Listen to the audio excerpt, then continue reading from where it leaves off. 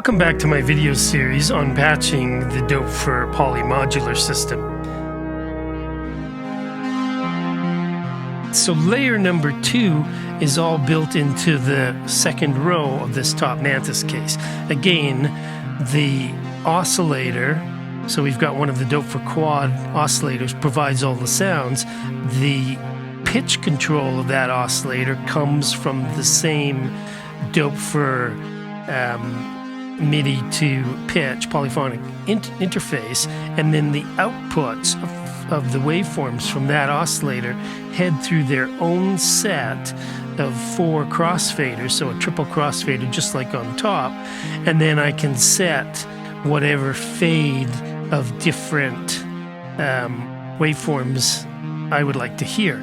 And then I come out of the 4 outputs of those 4 crossfaders, and then I wanted my system to have a multi-mode filter, and at the time the best option I was able to find was the Doepfer A121 in the miniature version, which is only 4 HP. So I've got 4 of those little filters in there. So I'm using 4 separate filters in place of a single polyphonic filter because Doepfer hasn't yet made a quad multi-mode filter, and it would be a real difficult thing for them to do because it would have a lot of jacks and a lot of controls on it. So, and then of course they would have to decide which of their many filter circuits they would use in it. So I found a good and inexpensive way to solve my problem was to use 4 of these. So I'm coming out of the 4 crossfaders into these 4 separate filters, and then from those 4 separate filters, the output of those then head off into a Doepfer quad switch. And Doepfer's made some really cool little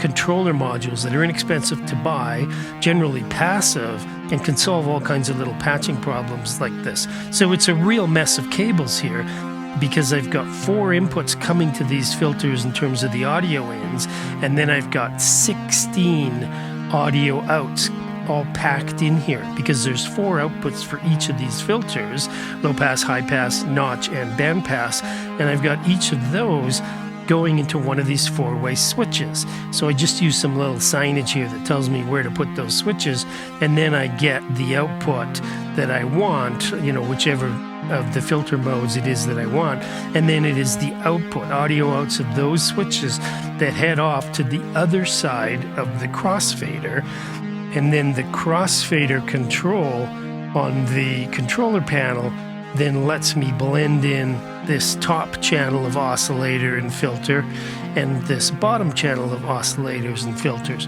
The bunch of filters that I've got set up here to function as my multi-mode polyphonic filter is controlled by its own ADSR, and that's over here. So the output of this ADSR, its signals go off and they go into one of the older Doepfer quad A into B crossfader, and it's got some useful features including inverting that makes it useful as a way to patch the control signals coming out of the ADSR in through that crossfader, and then the output of that goes into these filters.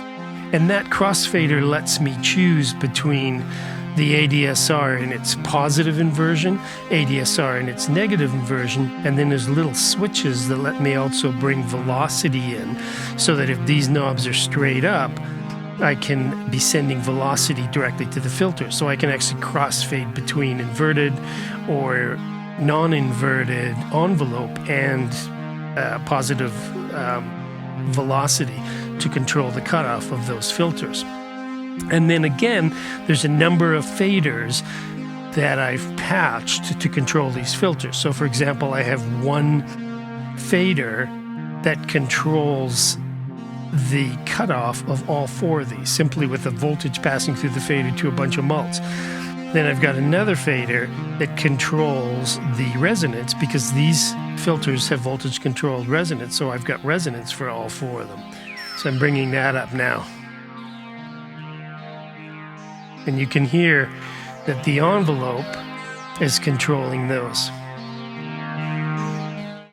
So the frequency of our 4 A121 filters are being controlled via the third ADSR that's in under here. So it's another one of the Polyphonic A141-4 ADSRs. Again, you can see its lights flashing. Hopefully it gets its gate signals from the Doepfer MIDI to CV control, which is now pumping out an arpeggio from our Arturia keyboard. And then the outputs, those 4 outputs, like I said earlier, from the ADSR go into the crossfader. So now we're listening to it in the non-inverted signal type. So it's opening and closing our 4 filters. And if I make changes to the ADSR, we can hear those changes reflected in the sound of the filter sweep.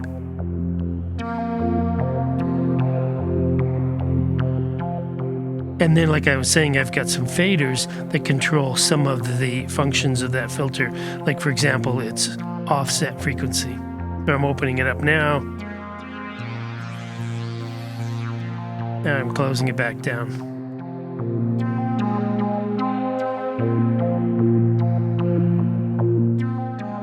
So the output, like I said, of that filter goes into our crossfader and is then blended or crossfaded with the output of the top row or the first layer. So we've got 2 layers, layer 1, layer 2, and then this end fader becomes our crossfader fader. It simply sends out a voltage that goes to a mult into all 4 of the crossfaders and then causes it to fade between voice number 2 or voice number 1, which sounds like this. So then in the middle, this one fader lets me blend between those 2 sounds.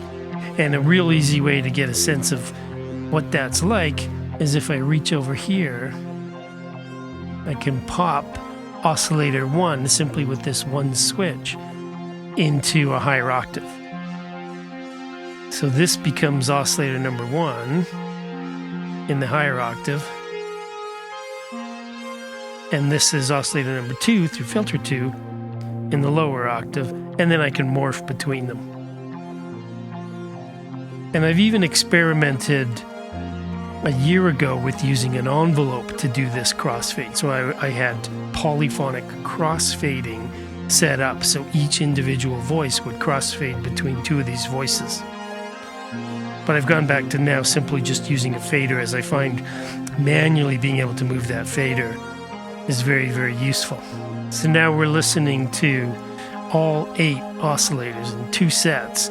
Oscillator 1, oscillator 2, with oscillator 1 being an octave higher, and then it passes through filter number 1 with ADSR number 1 controlling the filter, and then oscillator number 2 in the lower octave passes through the filter set number 2.